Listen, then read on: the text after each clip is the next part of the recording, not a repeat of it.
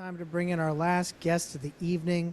She is an actor who can be seen on the second season of Cruel Summer, which is currently playing on Freeform in the States and ABC Spark here in Canada. Please welcome to the program, Tedra Rogers. Oh, hi. Hi, how's it going? Good. How are you? I'm pretty good. I'm pretty good. So, of course, Cruel Summer. It's airing right now, the second season. You guys, of course, it's a new story because it's an anthology series, so it's a new story every season. Yes. And but still, around a little bit of murder, a little bit of mystery. Oh, yeah, definitely. Lots of mystery, lots of twists and turns. Still in the same universe. That has been confirmed to me. Like it is, and I think fans picked up on some Easter eggs, like Oh, anthology, but same world. there So we go. There we go. So Nice. it's the Cruel Summer television universe. There we I go. guess, yeah, it Oh my is. God. Now, with this show, of course, the three main characters are going through a lot of going through a lot of angst, a lot of hard emotions. Then, of course, going through some harrowing trouble with some murder mystery. Your character, Amy, seems to have this is the part you want if you are going to live in the Cruel Summer universe. Amy is the type of character you want to be, just having fun for the I know. summer, hanging I out. know. It's so funny because when I was first cast as Amy, like I've said it 100 times, I thought she was going to be a mean girl. They wanted me to go blonde. I thought she was just sort of going to be this stereotypical 90s character, but instead they just went so hard into like she loves her friends, but she's just there to have a good time. I mean, I everyone in the third timeline is really deeply affected by Luke's mystery. I think everyone knows at this point. Like it Yeah. was revealed in the first Yes. episode when Yes. Luke is discovered dead. Like I think everybody is affected by it, but I think Amy does a really good job of covering it and just bouncing along. Yeah, yeah, just living life Yeah, totally. exactly. Well, I gotta say, because again, 99, 2000, which is where this story takes place. Uh, that was around my time. I had just gotten out of high school at that point, and I remember going to parties and meeting up with girls, and they come up with the weirdest drinking games and stuff. And so when I saw the hurricane, where you just basically was like, "Hey, drink this," Yeah. threw water in the guy's face, and then smacked him right across the face. That So brought back painful memories. Yeah. you were like, I've been hurricaned. Yeah. I'm a victim of the hurricane. Um, you know what? I should bring the hurricane into my real life too, because it's so silly, Yeah. but it was so much fun to shoot it too. And it was fun giving Griffin a little smack. Right. Was it with that though? Like, did it have to be like, well, the camera's right there, you actually have to give whole hog, or were you pulling your punches No, there? I was pulling the punches of it, but we did one that we weren't supposed to, but I gave him a little whack, but it Oh. wasn't hard at all. I couldn't even, he was like, go harder. And I was like, I'm not gonna, no. But it was really fun. And then the other guys like Niall and Jeremy and stuff, everyone was like, do it to me. So we were just like doing it. Like I was splashing people with water when we were waiting for setups. Like everyone got really in on it. See, that's I totally understand like why you might hold back because I've been in situations Yeah. you're thinking, oh, I can totally because guys are guys, right? Like, Yeah.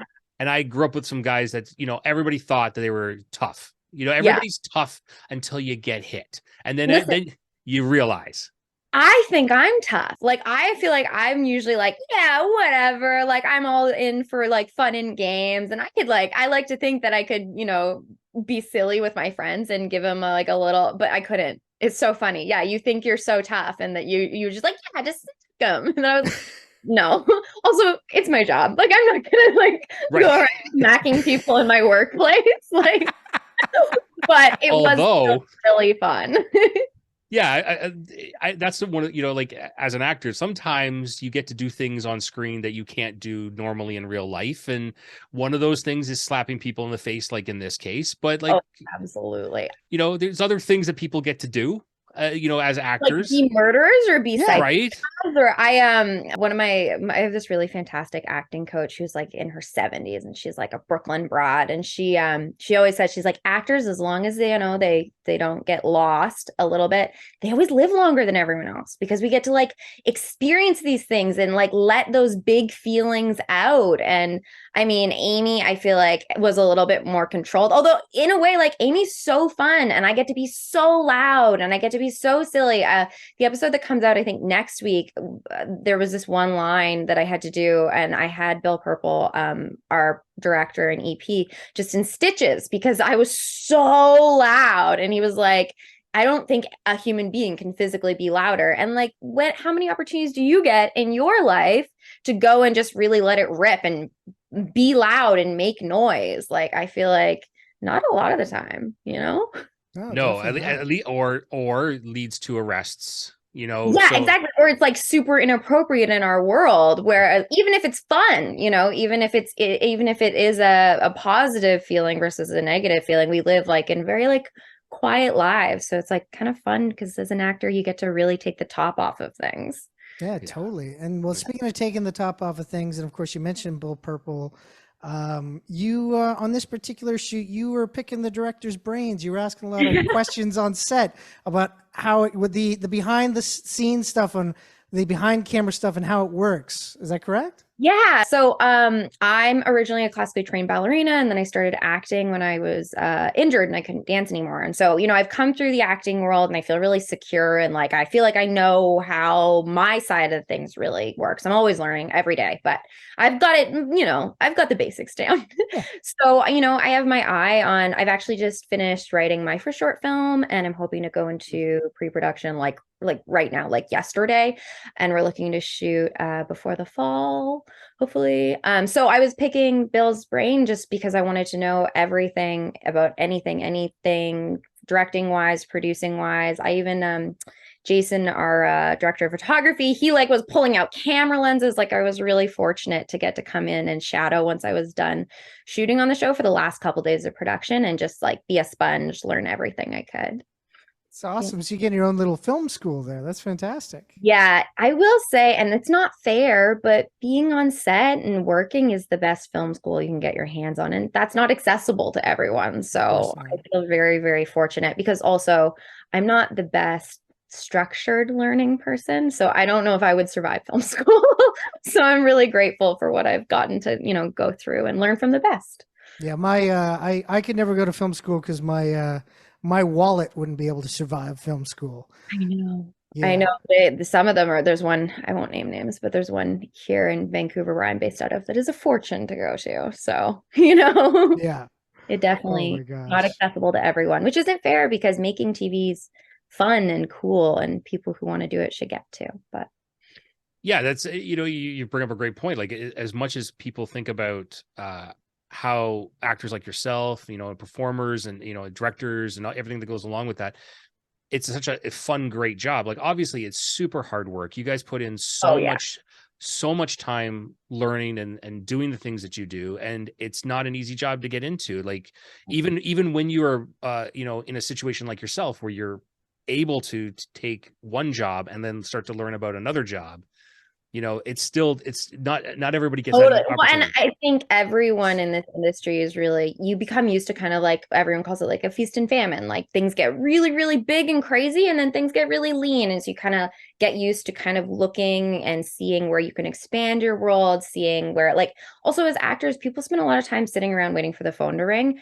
And that's not very me. And I personally, like, I set out to tell stories. I love telling stories. And so this is just an expansion of me getting to tell stories, especially stories that are maybe ones that I've been waiting to tell. Like, this short film's been, I think, in my head for a while, and finally getting it out has been so interesting and really fun. And I've already got like another one on the go. And yeah, I think, at least for me, I'm always looking for ways to continue making art and make more art. And now this is a way bigger step into producing my own stuff. It's intimidating, but I'm enjoying it so far.